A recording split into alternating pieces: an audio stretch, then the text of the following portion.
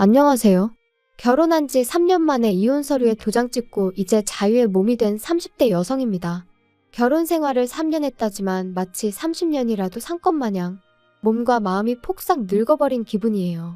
자유의 몸이 되었다고 표현했지만 여전히 그때를 생각하면 심장이 벌렁벌렁 뭔가에 쫓기듯 불안한 마음이 들고요. 왜 그렇게 참고 살았는지 모르겠네요. 남편하고는 대학교에서 알게 된 사이입니다. 좀 더 구체적으로 말하자면 같은 전공은 아니었는데 저는 학교 홍보 모델이었고 남편은 방송 동아리 멤버였거든요. 그래서 이래저래 활동이 겹치는 일이 많을 수밖에 없었죠. 하지만 그렇다고 그때부터 연애를 한 건 아니고 그냥 적당히 가까운 사이로 지냈어요. 그러다가 본격적으로 사이가 발전한 건 제 나이 27, 이직을 하면서였습니다. 마침 제가 이직을 하게 된 회사가 남편 회사랑 멀지가 않았거든요. 그래서 퇴근길에 이따금씩 만나 맥주도 한잔하고 그러던 게 어느 순간 주말 약속이 되면서 누가 먼저 우리 사귀자 한 것은 아니었는데 정신 차리고 보니 다들 저희 둘이 사귄다고 생각하더라고요. 그리고 저희도 뭐 딱히 부정하지 않았죠. 연애하는 동안 남편의 주된 고민과 걱정거리는 바로 시부모님에 관한 것이었어요. 남편이 말하길 원래는 시부모님께서 작은 식당을 하셨다는데 아버님께서 술을 너무 좋아하다 보니 손님들하고 어울려서 술을 마시는 일도 비일비재했고 또 그러다 보니 기분 좋다고 돈 안 받아 뭐 한다고 돈 못 받아. 그뿐 아니라 걸핏하면 손님들하고 시비가 붙는 일도 있다 보니 결국 몇 년 못하고 식당을 닫으셔야만 했다고요. 그리고 이후로는 아버님께서 어디 마땅히 취직하기도 어렵고 그렇다 보니 건설노동자로 일을 하게 되셨는데 그렇게 일을 시작한 지 몇 달 만에 3층 높이에서 떨어지셨답니다. 그런데 산재 처리를 못 받으신 이유가 아버님이 그때도 술에 취한 상태셨던 거지요. 그러니 뭐 회사 입장에선 아버님 한 사람의 잘못으로 몰고 갔고 게다가 그 사고로 아버님이 장애가 생겨서 어머님이 집안의 가장이 되실 수밖에 없으셨다고요. 그런데 남편은 그런 어머님에 대한 연민이랄까 그런 게 전혀 없어 보였어요. 오히려 한심하다며 그런 남편도 남편이라고 이혼도 못하고 사는 어머님이 바보고 멍청이고 미련하단 식으로 표현을 했을 정도니까요. 그리고 말이 나왔으니 말이지만 막말로 저도 이혼까지 한마당에 게다가 제 이혼의 시발점이기도 하니까 가감없이 말해보겠습니다. 저희 아버님은 장애가 있다는 이유로 가족들로부터 온갖 배려와 양보는 다 받으려고 하시고 동시에 당신이 하고 싶고 드시고 싶으신 건 얼마나 많으셨는지 정말 주변 사람들을 달달 볶는 게 이런 건가 싶을 정도로 요구사항이 많으셨어요. 게다가 어머님은 정작 그런 아버님한테는 싫은 소리 한번 제대로 못하셨으면서 자식들한테 특히 아들 며느리한테는 아주 앓는 소리 죽는 소리를 얼마나 해대시는지 이루 말할 수가 없었죠. 남편과 연애를 하던 당시에도 남편과 데이트를 하고 있으면 정말 농담이 아니라 10번에 7번은 어머님에게 연락이 와서는 너는 내가 이렇게 사는데 걱정도 안 되니? 내가 누구 때문에 이렇게 참고 사는지 알기는 하는 거야. 내가 그때 너만 아니었으면 지금 이렇게 안 살아. 나도 진작에 내 살 길을 찾았어야 하는데 자식 새끼가 알아주지도 않고 내 팔자도 참 기구하다. 너는 나한테 그러면 안 되는 거야. 내가 그래도 버티고 네 아버지 옆에 있었으니 지금 이 정도나 해놓고 사는 거지. 아니었어 봐라. 네 아버지 밑에서 네가 사랑구실이나 하게 컸겠나. 그리고 어머님의 이런 하소연이 반복될 때마다 남편은 아무리 내 부모라지만 내가 언제까지 받아줘야 되는 건지 모르겠어. 진짜 너무 힘들어. 하루라도 빨리 나와야지. 지긋지긋해. 어머님도 어디 마땅히 당신 이야기를 할 만한 곳이 없으니 오빠한테 그러시는 거겠지. 오빠도 많이 힘들겠지만 그래도 이해해드리려고 해봐. 너는 이런 부모를 더 본 적이 없으니 이해 못할 거야. 나 정말 하루빨리 너랑 결혼해서 우리 둘만의 가정을 꾸리고 싶다. 그러면 나는 정말 너하고 우리 사이에서 태어날 우리 아이들만 보고 살 거야. 나는 아버지처럼 가족한테 짐이 되지는 않을 거야. 절대로. 남편의 하소연인지 다짐인지 아무튼 그런 대화가 오갈 때마다 저는 그런 남편이 너무 안 됐어서 토닥여주고 진심으로 위로했어요. 그리고 어째서인지 저만큼은 남편에게 상처를 주면 안 된다고 생각했죠. 그래서 남편이 프로포즈를 해왔을 때도 그걸 거절한다는 건 아예 상상조차 하지 못했습니다. 이제 와서 말이지만 남편이 가진 거라곤 소위 몸뚱아리밖에 없는 말 그대로 빈털털이었는데도 괜찮았어요. 다행히 제가 좀 여유가 있었고 남편 말대로 우리 두 사람의 가정을 꾸리면 그때부터 모아나가면 된다고 까짓 거 한번 해보지 뭐 하는 나름의 의지도 있었거든요. 게다가 저희 친정부모님도 워낙 인정이 넘치시는 분들이셨고 진작부터 남편의 사정은 어느 정도 알고 계셨다 보니 그런 부분을 문제 삼진 않으셨지요. 오히려 저와 남편을 다독이며 부족하거나 어려운 건 당신들이 도와주시겠다 말씀하실 정도였거든요. 그런데 식을 올리고 반년 정도 지내니까 남편이 연애할 때랑은 완전히 다른 사람이 되었습니다. 본색을 드러냈다고 표현하는 게 맞을런지. 아무튼 언젠가부터 툭하면 이 세상에 자기 엄마보다 불쌍한 사람은 없다는 듯이 말을 하더라고요. 그리고 처음엔 그냥 뭐 결혼하면 남자들이 효자가 된다더니 남편도 약간 그런가 싶었는데 날이 갈수록 이것도 받아주는 게 보통 일이 아닌 거예요. 자격지심인 건지 뭔지 듣고 있기가 얼마나 불편했는지 몰라요. 가령 저희 부모님이 골프라도 치러 가시는 날이면 장인 장모님은 팔자도 좋으시다면서 어머님은 오늘도 건물 청소하러 가신다고 제 앞에서 한숨을 푹푹 쉬어대질 않나. 그리고 남편이 제 앞에서 그럴 때면 솔직히 제가 무슨 말을 할 수 있었겠어요? 어머님이 건물 청소하러 가시는 걸 위로라도 해야 했을까요? 그렇다고 저희 친정부모님더러 골프는 그만 치시라고 해야 했을까요? 왜 그런 시시콜콜한 이야기까지 남편한테 하냐 하신다면 제가 한 것도 아니었어요. 저는 부탁한 적도 없고 바란 적도 없는데 심지어 저희 친정부모님도 부담스러워 하셨는데 그럼에도 불구하고 남편이 저희 부모님한테 시도 때도 없이 안부 전화랍시고 연락을 드려서는 오늘은 뭐 하시냐 다음 주엔 뭐 하시냐 물어대고 그러다가 저런 이야기가 나오면 그때부터 제 앞에서 몇 번이나 울거먹었는지 몰라요. 그래서 한 번은 제가 도대체 나더러 어쩌라는 거냐 도무지 뭐라고 대꾸를 해야 할지 모르겠다니까. 그냥 하는 소리랍니다. 부부간에 그런 하소연도 못하냐 그래요. 그러면 저는 그냥 듣고만 있는데 그러면 또 저더러 너는 우리 어머니가 불쌍하지도 않냐? 장모님 일이라고 생각하면 가슴이 아프지 않냐? 미치고 팔짝 뛰겠더라니까요. 그런데 그게 다가 아니었어요. 하루는 퇴근하고 오니까 어머님이 연락도 없이 저희 집에 와 계셨습니다. 어떻게 들어오셨냐니까 집에 오니 아무도 없어서 남편에게 전화를 하셨고 남편이 비밀번호를 알려드려서 들어와 계셨다고요. 황당하고 솔직히 어이가 없었죠. 마음대로 비밀번호 누르고 집에 들어와 있는 시부모님이 계시다는 이야기는 들어본 적이 있었지만 그게 제 이야기가 될 줄은 상상도 못했으니까요. 게다가 오신 이유가 아버님하고 다투셨다는 거예요. 아버님하고 다투다가 내가 언제까지 이렇게 당하고만 살아야 되나 싶어서 집을 나오셨는데 마땅히 갈 곳이 없어서 저희 집으로 오셨다대요. 그리고는 울상을 지으시는 어머님께 제가 무슨 소리를 할 수 있었겠어요. 막말로 아버님은 도대체 왜 그러시냐고 욕을 할 것도 아니고 그래서 그냥 속상하시겠다고 적당히 토닥여드렸습니다. 그때만 하더라도 저도 어쨌든 어머님하고 잘 지내고 싶은 마음도 있었고 이런 일이 몇 번이나 생기겠나 싶었으니까요. 그런데 제 예상과 달리 어머님의 그런 방문은 그날로 끝나지 않았습니다. 이후로도 몇 번이나 반복되었거든요.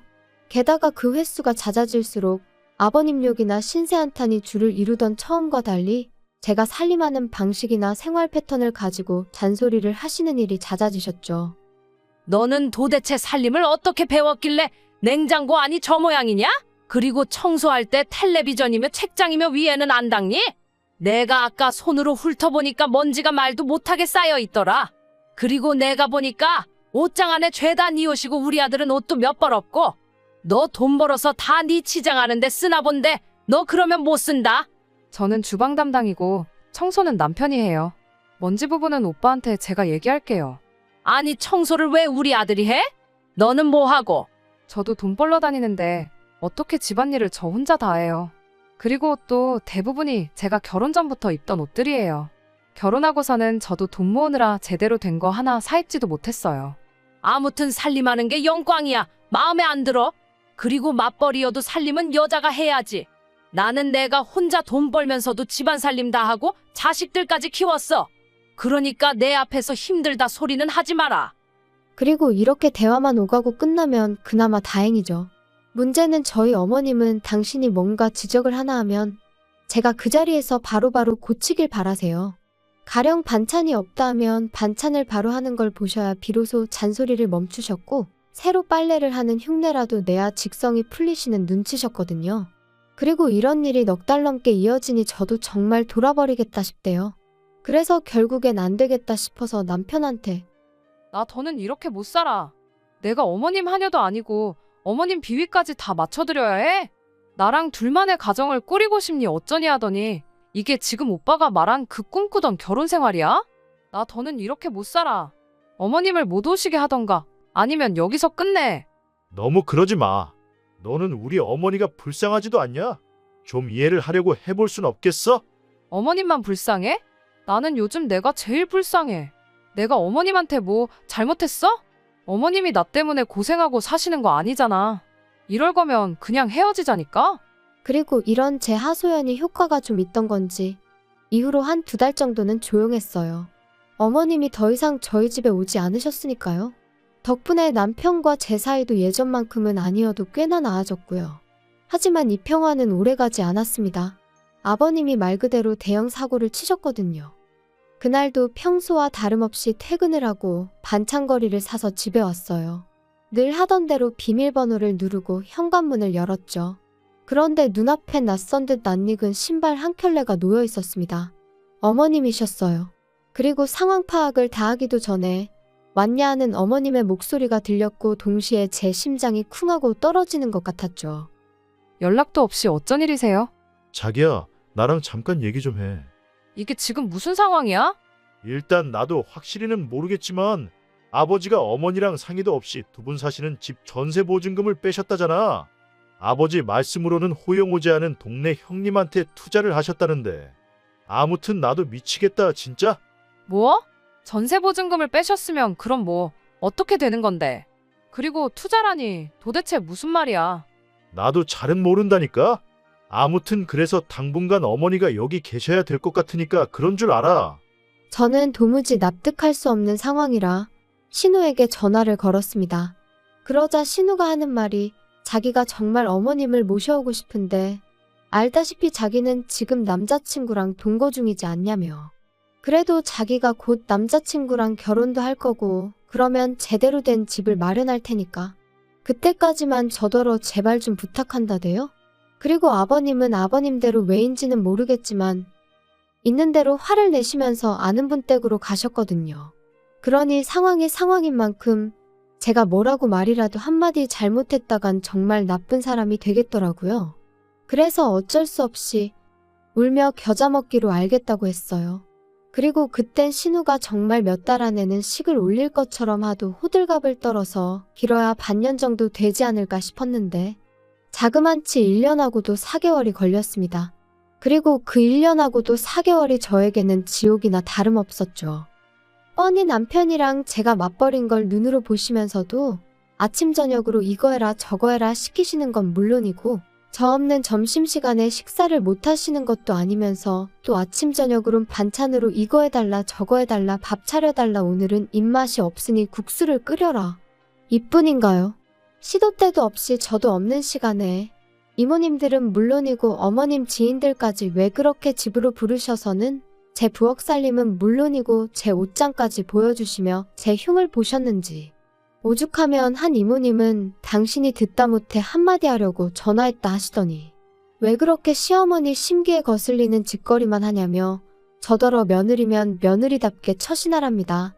그리고 그딴 전화까지 받으니 저도 더는 참을 수가 없어서 남편더러 어머님 진짜 왜 저러시냐니까. 기껏 한다는 소리가 그동안 어머님이 고생 정말 많이 하셨다며 저더러 조금만 이해를 해달라대요? 하지만 맨날 그놈의 이해는 어째서 저만 해야 되는 건지. 그리고 이때부터는 말뿐이 아니라 제가 제명해 죽으려면 이혼을 해야 하지 않을까 그 생각을 하게 되었죠. 도저히 못 버티겠다. 이렇게 살다간 정말 내가 죽겠다 싶었던 바로 그 무렵 마침내 신우가 상견례 어쩌고 하며 시집간다 소리를 꺼냈습니다. 정말 속으로 쾌재를 불렀어요. 아, 이제 살았구나. 그래서 신우더러 신혼집엔 언제 들어가냐고 어머님은 언제부터 그리 모시면 되겠냐 했죠. 그랬더니 신우가 제 눈치만 살살 보다가 한다는 말이 그게 좀 상황이 힘들게 됐답니다. 그래서 제가 그게 갑자기 무슨 소리냐니까. 언니 정말 미안한데 우리가 돈이 없어서 깨케야 방 2개 화장실 하나짜리 빌라 정도밖에 못 구할 것 같은데 언니가 조금만 더 이해해주면 안 될까요? 우리가 얼른 돈 모아서 큰 집으로 이사가면 그때는 꼭 엄마 모시고 갈 거니까. 아가씨, 이제 와서 그렇게 말을 바꾸면 어떡해요? 안 돼요. 나 더는 못 모셔요. 나 정말 너무 힘들다니까요. 그래도 우리 엄마가 살림살이도 도와주고 언니 좋아하는데 너무 말을 그렇게 하면 나 좀 섭섭해요. 아가씨가 섭섭하고 말고 나는 더 못한다고 분명히 얘기했어요. 언니도 자꾸 그렇게 무대 보러 안 된다고만 하면 안 되죠? 나라고 일부러 안 모시는 거 아니잖아요. 그러니까 그것도 아가씨 사정이고요. 왜 내가 어머님 사정도 이해하고 아가씨 사정도 이해하고 그래야 하냐고요. 당연한 거 아니에요? 언니 맏며느리잖아요. 그리고 우리 한 가족인데 정말 서운하네요. 서운하다고요? 나는 서운한 정도가 아니고 아주 다들 원망스러워 미치겠다고요. 신우랑 얘기를 하다 도무지 답도 안 나오고 우라가 치밀어서 집에 왔어요. 그리고 남편은 그 사이에 신우랑 통화라도 한 건지 제 눈치를 살살 살피더니 기껏 한다는 소리가 당신이 우리 어머니랑 도무지 같이 못 살겠다고 그랬다며. 그래서 내가 생각을 해봤는데 우리가 그럼 희정이한테 돈을 좀 빌려주면 되겠더라. 희정이네가 집을 좀 큰 걸 구하면 어머니 모셔갈 수 있을 거 아냐? 우리가 돈이 어딨다고 빌려줘? 진짜 어이가 없네? 왜 없어? 결혼하고 지금까지 모은 거 있을 거 아냐? 내가 미쳤다고 그 돈을 아가씨한테 빌려주겠어? 빌려줬다가 또 나중에 돼서 못 준다고 하면 그땐 어쩌라고. 어머님하고 합가하게 될 때도 아주 몇 번이나 장담을 하더니 지금 이 꼴을 봐. 그리고 당신도 말하는 것 좀 봐. 퍽이나 약속 지키겠다. 야, 그럼 뭐 어쩌라는 거야? 어쩌긴 뭘 어째. 방이 1개고 2개고 집이 작고 말고 내 알 바 아니니까 약속한 대로 어머님 모시고 가라고 해. 너 진짜 돌았어? 차라리 돌았으면 좋겠다. 그럼 이 꼴 저 꼴 안 봐도 될 텐데. 아무튼 나는 분명히 얘기했어. 너는 진짜? 너야말로 어머니 기분 좀 맞춰드리고 여우처럼 지내면 되는 걸. 왜 이렇게 일을 키우냐? 신우와 남편이 번갈아 가면서 저더러 이해 좀 해달라고 사람을 코너로 모는데 정말 환장할 노릇이었어요. 그래서 결국 참다 못한 제가 남편더러 한 번만 더 이러면 더는 같이 못 산다고 정말 이혼이라 했더니 기껏 한다는 소리가 그러면 제가 모아놓은 돈에서 자기 몫은 돌려달랍니다. 그리고 뭐 제가 이혼 요구를 했으니 위자료도 받아야겠다고 그 위자료로 어머니랑 집 구해서 살아야겠다는 헛소리를 하더라고요. 그런데 저희 남편, 저랑 결혼할 때부터 이혼하던 그날까지 단 한 번도 저보다 단돈 1,000원이라도 더 벌어온 적 없어요. 어머님이 저희 집에 얹혀 사시는 동안 어머님이 저한테 돈 1,000원이라도 살림살이에 보태라고 주신 적도 없었죠. 게다가 저희 셋이 살던 집, 저희 친정에서 마련해 주신 집이었습니다. 비록 친정아버지 명의였고 제가 매달 용돈 겸 월세라고 100만 원씩 보내드리고 있긴 했어도 애시당초 어디 가서 100만 원으로 구할 만한 집이 아니었으니 남편이 이러쿵저러쿵 말할 것이 못 되었죠. 그런데 위자료가 어쩌고 자기 몫이 어쩌고 해대니 제가 얼마나 황당했겠어요? 그래서 남편더러 살면서 당신 뜻대로 되던 일이 몇 번이나 있었냐고 이번에는 어떨지 한번 두고 보자 했습니다. 그리고 그 길로 친정 부모님께 결국 그동안 제가 겪었던 일들을 전부 다 털어놓았어요. 참고로 친정 부모님도 제가 원치 않았지만 어쩔 수 없이 어머님과 함께 살게 된 건 알고 계셨거든요. 다만 어머님이 저를 얼마나 어떤 식으로 괴롭히셨는지는 잘 모르셨지요. 행여 양가 어른들 싸움으로 상황이 안 좋아지진 않을까 걱정스러워서 말을 아껴왔으니까요. 그런데 더는 그럴 필요도 못 느꼈고 그러고 싶지도 않대요. 저희 아버지께서는 남편이 돈을 내놓으라고 요구를 했다는 것보다 어머님이 저를 인격적으로 모독하고 힘들게 하신 부분에 크게 분노하셨습니다. 그리고는 저더러 앞장서라 하시더니 그 길로 어머님과 남편을 마주하셨죠. 그런데 어이가 없게도 그간 의기양양하던 어머님이 저희 아버지 앞에서는 어째서인지 한층 누그러져서는 자기들은 저랑 잘 지내고 싶은 마음뿐인데 제가 곁을 내주지 않는다며 섭섭하네 어쩌네. 물론 그런 악어의 눈물이 저희 아버지한테 통할 리가 없었습니다. 남편은 남편대로 저희 아버지한테 반대로 장인어른이 공경에 처하셨어도 자기는 똑같이 집으로 모셨을 거라는 헛소리를 해댔지만 역시 통하지 않았고요. 그러자 결국 둘이 본색을 드러내대요. 알아서 살게 내버려두면 되는 걸 왜 부모가 끼어드냐며 저희 아버지를 이상한 사람처럼 몰고 갔으니까요. 그리고 그런 두 사람을 보고 있으니 정말 더는 1분도 지체할 이유가 없다 싶어서 변호사를 만났죠. 솔직히 불보듯 뻔한 결과였습니다. 유책 사유자는 남편이었고 저는 피해자나 다름이 없었으니까요. 오히려 위자료도 많이는 아니지만 제가 받게 되었고 재산도 전부 제 몫이 되었죠. 그리고 판결이 그렇게 나고 나니 그제서야 남편이 제 앞에서 무릎을 꿇고 엉엉 우는데 이상하게 그런 남편을 보는 게 지치고 피곤하기만 할 뿐 가슴이 아프다거나 그런 건 전혀 없대요. 아, 사랑이 식었다는 게 이런 건가? 그때 확실히 알겠더라고요. 한편 남편과 어머님은 결국 집을 떠났고 저는 비로소 제 자유를 되찾았습니다. 하지만 집안 구석구석 안 좋은 기억이 너무 많아져 버린 탓에 더는 머물고 싶지도 않은 거예요. 아버지도 그 모자를 생각하면 재수가 없다며 무척 기분 나빠하셨고요. 그래서 집은 내놓고 저는 본가에 들어갔는데 남편은 갈 곳이 없어서 회사 근처에 고시원을 얻었다대요. 어머님은 결국 신혼집으로 가셨고요. 그런데 심해부는 정말 어머님, 그러니까 자기한텐 장모잖아요. 장모랑 같이 살게 될 줄은 몰랐다며 신우한테 벌써부터 사기 결혼이니 뭐니 내가 왜 니네 엄마를 먹여 살려야 하냐 해가며 이혼하자드나 봅니다. 참고로 언젠가 한번 남편이 술 처먹고 저한테 하소연하듯 음성 메시지에 그간의 일을 소상히도 남겨놓아서 알게 되었어요. 궁금하진 않았는데 그래도 듣자 하니 죄다 안 좋게 풀렸다 싶은 게 참 꼬숩고 잘됐다 싶대요. 제 심보가 좀 고약한 걸까요? 아무튼 결혼만 하면 효자되는 사람들이 있다더니 정말 당해본 사람으로서 똥 밟은 기분이 이런 건가 싶습니다. 혹시 주변에 여러분의 손과 주머니를 빌려 자기가 해야 할 일을 대신하려는 사람이 있다면 가차없이 정리하시라는 말씀을 꼭 드리고 싶어요. 그런 사람은 하나를 주면 하나에 고마워할 줄 모르고 다음엔 당연히 2개를 주겠지 생각하고 이후엔 3개를 기대하고 그러거든요. 그리고 그러다 중간에 아, 나 힘들어서 더는 못 해주겠어 하면 네가 내 습관을 이렇게 만들어 놓고 이제 와서 안 된다는 게 어딨냐며 어깃장을 논단 말이죠. 정말 웃기지만 그런 족속들이 있어요. 그런데 그런 족속들한텐 그냥 다 뺏어버리는 게 답이에요. 줬다 뺏는 게 치사하다지만 내가 힘들어 죽겠는데 치사하고 말고가 어딨겠어요? 나의 권리와 행복은 나만이 지킬 수 있다는 걸 꼭 말씀드리고 싶네요. 오늘 날씨가 다시 추워졌는데 감기 조심하세요.